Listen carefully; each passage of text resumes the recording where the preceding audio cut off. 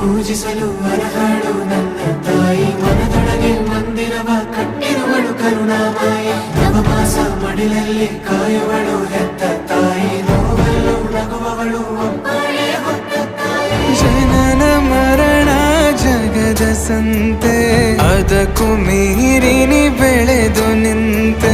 ಕರುಣೆ ಸಹನೆಯ ಮೂರ್ತಿಯಂತೆ, ದೇವರಿಗೂ ನೀ ಸ್ಫೂರ್ತಿಯಂತೆ. ಅದೃಷ್ಟವು ನನ್ನ ಪಾಲಿಗೆ ನಿನ್ನ ಕಂದನು ನಾನಾ